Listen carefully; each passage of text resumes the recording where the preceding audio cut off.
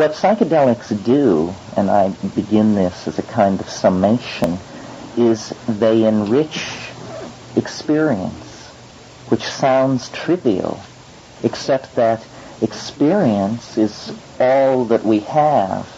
One of the things, if my career or whatever it is could be said to be about one thing, it's the notion that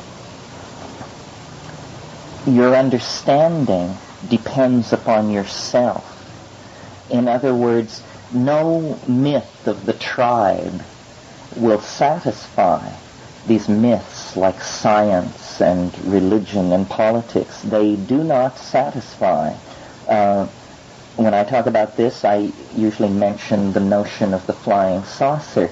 People who believe in flying saucers as alien spacecraft nevertheless so undervalue their own identity that they believe that that contact will come to the Secretary General of the United Nations.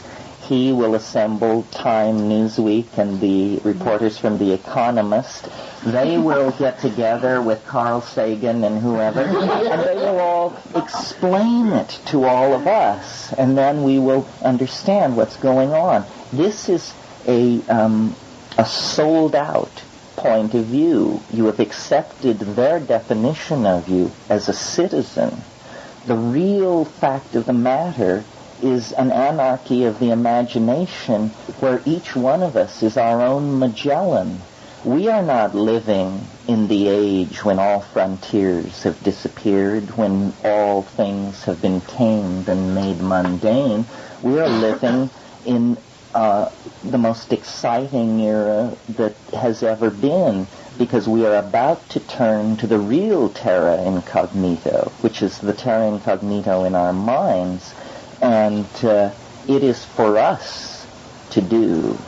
And this is why the drugs are so controversial, because they free you from the myth of the tribe. And that single fact, the fact that they decondition you, they don't decondition you at the chemical level, like make you forget everything you believe so you have to start over.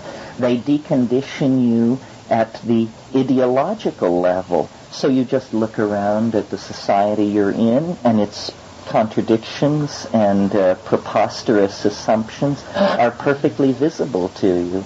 And that frees you then to create a new world through self-experience, not by taking Heidegger's word for it or somebody else's word for it, but creating it through your own experience. And this is what we should all be involved in, and this would carry us to psychological balance. It's trying to make sense of our intuitions in the light of the enormous pressure to accept prepackaged ideologies that makes neurotics of us all.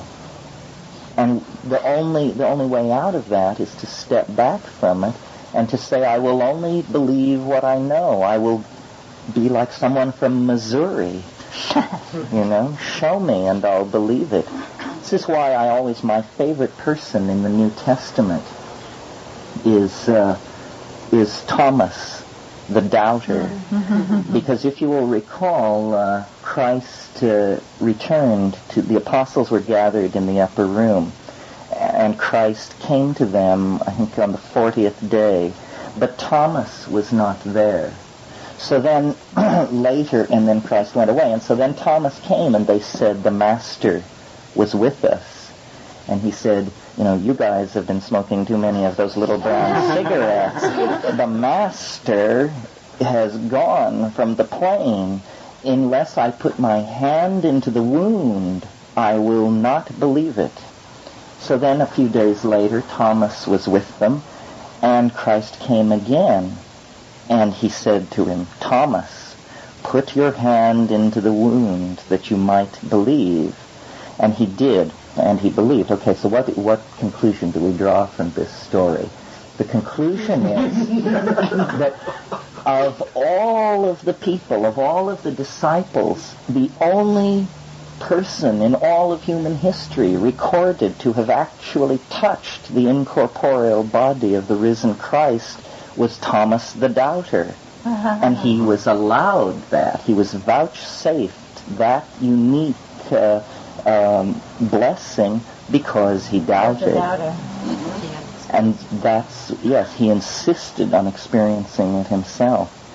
And so he touched the incorporeal body, the white stone at the end of time. And this is what we are trying to do, because, you know, if you can get your hand on the doorknob, you can turn it and walk through. And the Secretary General of the United Nations need not be at your elbow. Nobody need be at your elbow. And this is what shamans know. They have touched the doorknob, turned it, and walked through, and they are out of time and out of history. And their immense personal presence, or at least the immense personal presence that I have experienced among the ones who were genuine, is because they have taken responsibility for their model of the world and have modeled the world based entirely on their own experience.